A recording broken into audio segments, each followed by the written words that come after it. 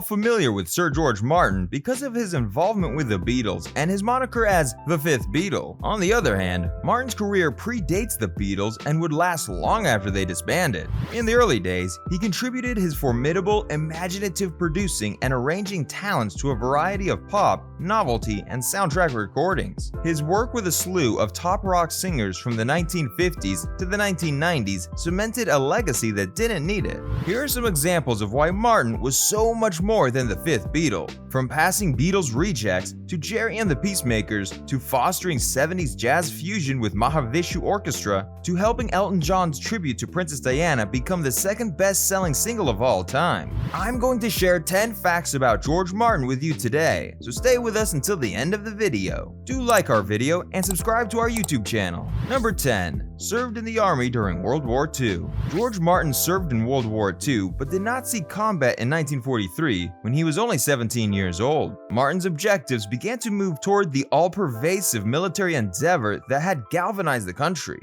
With World War II raging, he joined the non-uniformed ranks of the War Office before enlisting in the Royal Navy's Fleet Air Arm. Martin's training brought him from the English coast to New York City, Trinidad, and back again, although he never saw combat.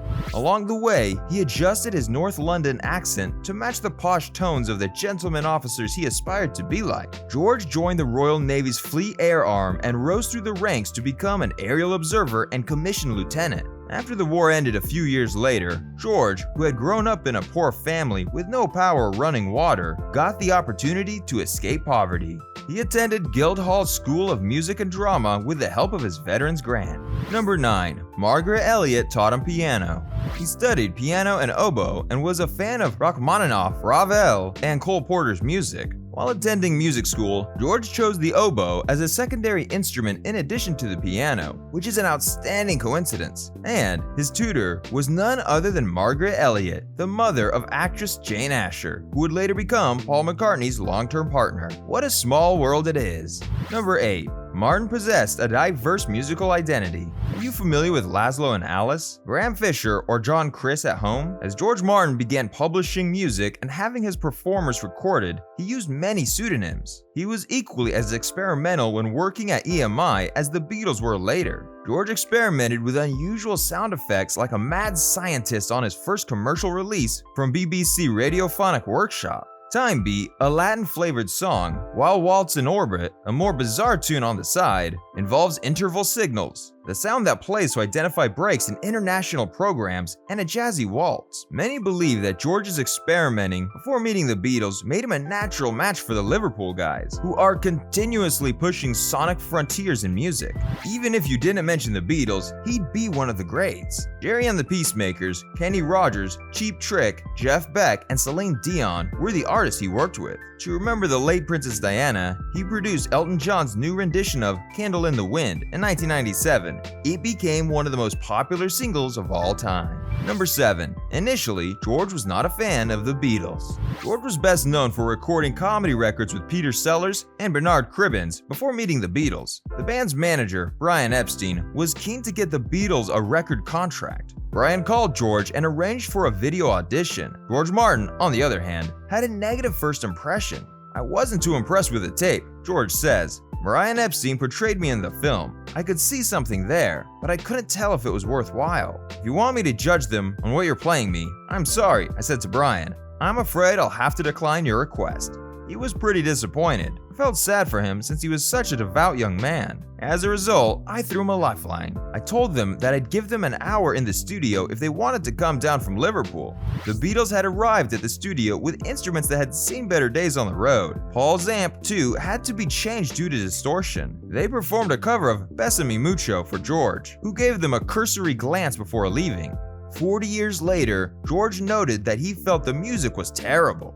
But then, the boys started playing their own song, Love Me Do, and Chris Neal, the tape engineer, dashed down to the cafeteria to grab George and show him how wonderful they were. He was still not persuading. Because I was so conditioned to hearing a single singer with a backup ensemble, I couldn't really tell what I was listening for. But I had 4 individuals who were all doing different things. The Beatles were such a revolutionary band that was proving how amazing they could take quite a bit of convincing. Number 6. Martin was a mastermind in music.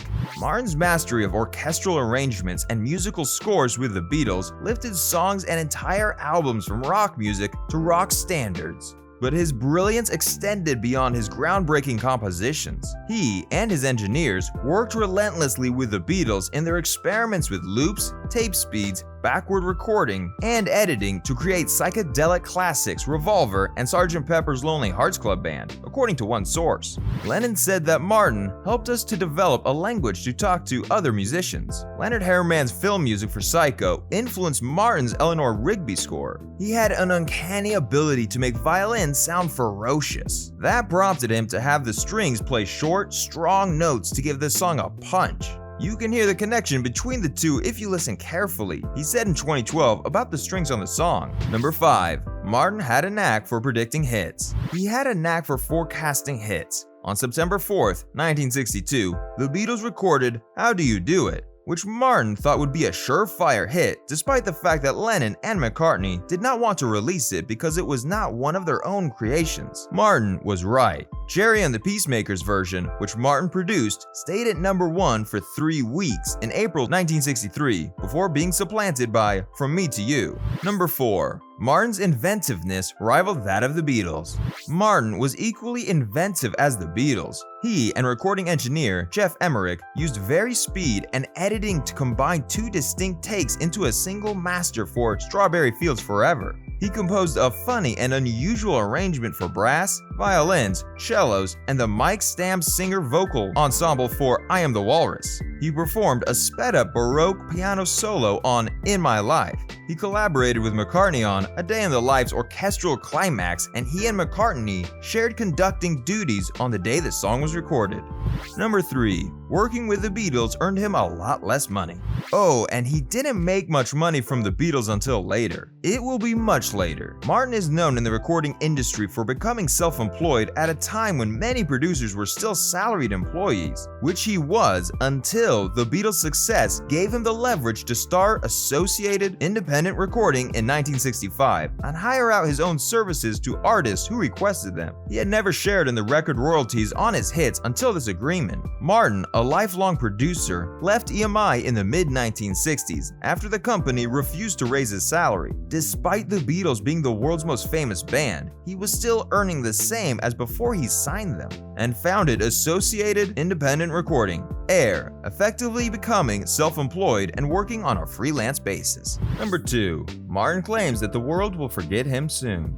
He believes the Beatles will live on in the next century, but he will not. Like Gershwin or Rodgers and Hammerstein, they're just amazing musicians and writers. They exist in history, and the Beatles will exist in history as well. They'll still be here in 100 years, but I'm not going to be. He was the ultimate producer in the sense that he could calm people by removing himself from the equation and still get a good performance from almost anyone. That was his brilliance. You can't see a great producer's imprint on the finished product like you can't see a great director's imprint on a film. Martin, for his part, remained primarily unnoticed, having vanished into the background of the creative process. And it is for this reason that he believes he will not be recognized for a long time, but true music enthusiasts will be aware of his efforts. Number 1. Martin did not approve of Harrison's song. Harrison wrote Northern Song with the intention of being included on Sgt. Pepper's album. It's a bold, wandering piece of music that consists of a lot of criticism about how everyone made more money off Beatles records than the Beatles themselves.